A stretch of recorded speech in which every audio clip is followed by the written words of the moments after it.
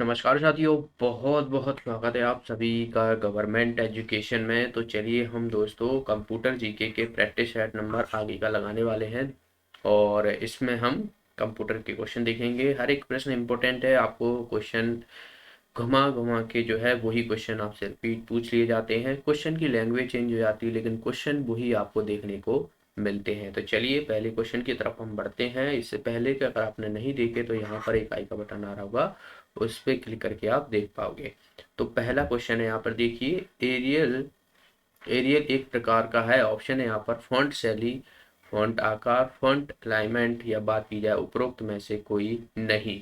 तो एरियल जो है एक फॉन्ट शैली है, जो फॉन्ट रहता है हमारा उसकी शैली है। इस प्रकार की एक एरियल शैली होती है। आपको बहुत सारी जो है, जैसे कि हिंदी में आपको देवनागरी शैली देखने को मिल जाती है, इसी तरीके से जो फॉन्ट शैली है इसमें एरियल शैली, ये जो है आपको फॉन्ट शैली में।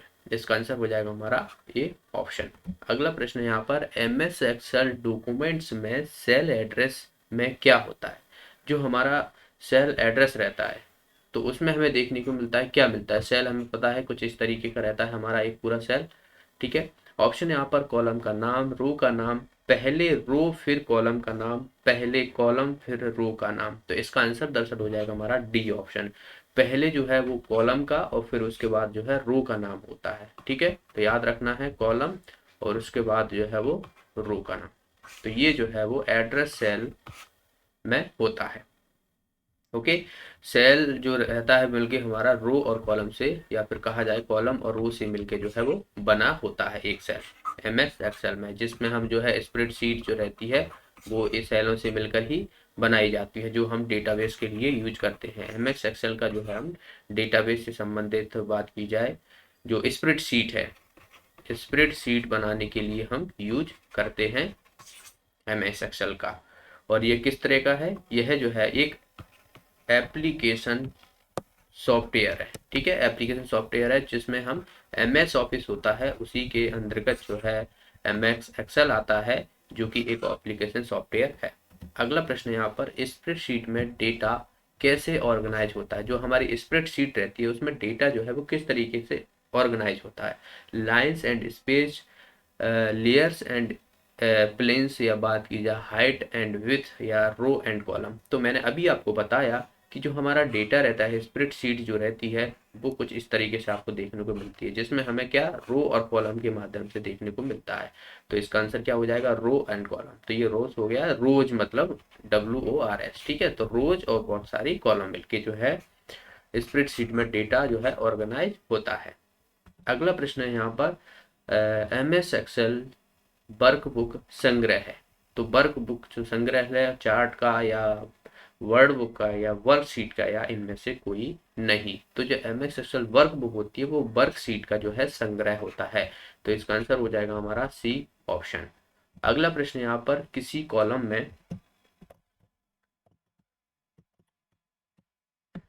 कॉलम में टेक्स्ट प्राय डैश अलाइन होते हैं। जो हमारा कॉलम रहता है उसमें टेक्स्ट जो रहेंगे वो कैसे, लेफ्ट, राइट, सेंटर, या जस्टिफाइड होते हैं।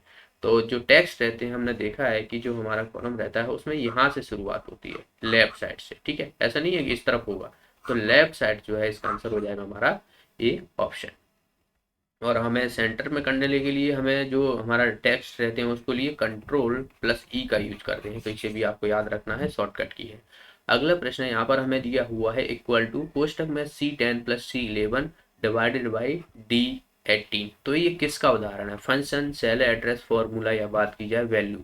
तो मैंने आपको कई बार बताया है कि जो हमारा MX एक्सेल होता है उसमें जो फॉर्मूला होते हैं, MX एक्सेल होता है उसमें जो फॉर्मूला होते हैं वो इक्वल टू से स्टार्ट होते हैं। तो यहाँ पर देखिए शुरुआत में जो है इक्वल टू लगा है, तो ये क्या है, एक फॉर्मूला है। दरअसल इसका आंसर हो जाएगा हमारा सी ऑप्शन। तो याद रखना है MS एक्सेल में इक्वल टू से जो है वो फॉर्मूला स्टार्ट होते हैं। तो यह जो है एक फॉर्मूला का रूप है। अगला प्रश्न यहाँ पर, डैश में टेबल का प्रयोग करते समय ग्लोबल ज्वाइन स्वचालित रूप से बनाया जाता है। ग्लोबली अगर ज्वाइन करना है तो स्वचालित रूप से, फॉर्म, रिपोर्ट, क्वेरी, या फील्ड। तो ये हमें रिपोर्ट में आंसर से देखती है, तो रिपोर्ट यहाँ पर आएगा। रिपोर्ट में टेबल का प्रयोग करते समय ग्लोबल ज्वाइन स्वचालित रूप से बनाया जाता है। अगला प्रश्न है, यह एक में उपयोग होने वाला व्याख्यात कीवर्ड या पद है जिसमें हम एक जैसे कार्यों को संग्रहित करते हैं। कैटेगरी, नोट्स, मेल या पॉइंट्स। तो यहाँ पर देखिए एक लाइन है, एक जैसे कार्यों को संग्रहित करते हैं। भाई एक जैसे कार्यों को, मान लो कोई खाना बना रहा है, एक एग्जाम्पल दे रहा हूँ, कोई पानी भर रहा है, ठीक है, कोई और कुछ काम कर रहा है, तो ये कैटेगरी डिवाइड हो जाती है जिसमें आप खाने बनाने वाले को अलग रखोगे, पानी भरने वालों को अलग रखोगे, खाने वालों को अलग रखोगे। तो ये अलग अलग कैटेगरी के जो है यहाँ पर लोग हो गए। तो इसी तरीके से एक जैसे कार्यों को संग्रहित करने के लिए हम किसका, कैटेगरी का यूज करते हैं। इसका आंसर हो जाएगा हमारा ए ऑप्शन। तो ये कीवर्ड या पद कहा जाए इसे हम एक जैसे कार्यों को संग्रहित करने के लिए कैटेगरी होते हैं। अगला प्रश्न है, एमएस आउटलुक 2010 में की जाने वाली एंट्री अगर 24 घंटे या उससे अधिक की होती है तो वह क्या कहलाती है। 24 घंटे या उससे अधिक की अगर एंट्री देखने को मिलती है एमएस आउटलुक में तो वो हमें क्या कहलाती है, इवेंट, एग्जीबिशन, मेल या कैलेंडर। तो ये इसका आंसर हो जाएगा इवेंट, इवेंट कहलाएगा, इवेंट। ओके, अगला प्रश्न है यहाँ पर कि यह एक प्रकार का पर्सनल इंफॉर्मेशन मैनेजर है। ऑप्शन है यहाँ पर MS Word 10, Excel 10, MS PowerPoint या बात की जाए एमएस आउटलुक। तो इसका आंसर हो जाएगा हमारा डी ऑप्शन। एमएस आउटलुक आपको जो है ये आपको मेल आईडी के थ्रू जो है ओपन होता है। ये पर्सनली होता है, जो आपकी मेल होगी, मेल आईडी होगी, वो क्या होता है, पर्सनली होता है। तो ये उसी के अंतर्गत आता है। यह जो है वो आपको पर्सनल इंफॉर्मेशन के अंतर्गत देखने को मिलता है। बाकी ये सभी आपको जो है वो ओपनली देखने को मिलता है। आपके कंप्यूटर में जो है वो एमएस ऑफिस होगी, एमएस एक्सेल में आप देखोगे एमएस वर्ड हो गया, एमएस एक्सेल हो गया, तो कोई भी इसे ओपन कर सकता है। ये पर्सनली इंफॉर्मेशन नहीं होती है। इसमें आपको वर्ड के थ्रू जो है आपको टेक्स्ट हो गया, इसका यूज करते हैं। इसमें हम स्प्रेडशीट हो गई बनाने के लिए, एमएस पावर पॉइंट में हम जो है वो स्लाइड का यूज करते हैं, स्लाइड प्रेजेंटेशन जिसे हम कहते हैं, प्रेजेंटेशन के लिए यूज करते हैं एमएस पावर पॉइंट में। तो ये सभी जो है वो एमएस ऑफिस का भाग होते हैं, जो कि एक एप्लीकेशन सॉफ्टवेयर है। अगला प्रश्न है, अब आप प्राप्त की सूचना को अपने दोस्त या अन्य लोगों को भेजना चाहते हैं तो आप उस रिसीव की गई मेल को यानी ईमेल को कैसे करोगे, शेयर, गिव, सेंड या फॉरवर्ड। आपके पास किसी ने कोई मेल भेजा है, ठीक है, आपने देखा कि आपके पास जीमेल पर कोई मेल आया है और वो मेल आप किसी दूसरे को भेजना चाहते हो, ठीक है, तो उसके लिए हम किसका, फॉरवर्ड का यूज करते हैं। ठीक है, इसका आंसर क्या हो जाएगा हमारा डी ऑप्शन, फॉरवर्ड करना। जैसे आप आपको कोई मैसेज करता है व्हाट्सएप पर, तो आप क्या करते हो, उस मैसेज को उठा के नहीं फॉरवर्ड कर देते हो दूसरे को। तो वही चीजें हम मेल में देखने को मिलती है। मेल का फुल फॉर्म आप बताइए कि जो ईमेल होता है इसका फुल फॉर्म क्या होता है। इसका फुल फॉर्म आप बताइए कमेंट बॉक्स में, कई बार पूछा गया है। अगला प्रश्न देखिए,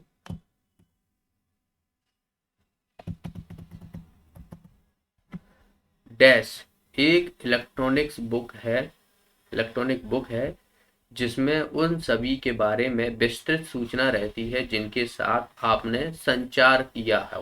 ऑप्शन है एड्रेस बुक, कैलेंडर, टास्क या नोटबुक। तो इलेक्ट्रॉनिक बुक है जिसमें आपने जिससे भी बात की है वो आपको एड्रेस बुक के माध्यम से पता पड़ेगा। इसका आंसर हो जाएगा हमारा ए ऑप्शन। जैसे आपने देखा होगा आईपी एड्रेस होता है, तो आईपी एड्रेस आपने जो आपने वेबसाइट सर्च की है, जिसको भी आपने जो चीज़ें भेजी हुई हैं, तो वो आपको आईपी एड्रेस के माध्यम से देखने को मिलता है, कोई भी जो देखना चाहता है। ठीक है, इसी तरीके से एड्रेस बुक होती है, तो ये एक इलेक्ट्रॉनिक बुक होती है, याद रखना। एड्रेस बुक होती है वो किस तरीके की, इलेक्ट्रॉनिक बुक होती है, उनके माध्यम से जो विशेष सूचना है वो सभी आपको जानकारी पता पड़ जाती है। अगला प्रश्न यहाँ पर, डाटाबेस में सूचना डैश में स्टोर होती है, चार्ट, बॉक्स, फोल्डर या टेबल।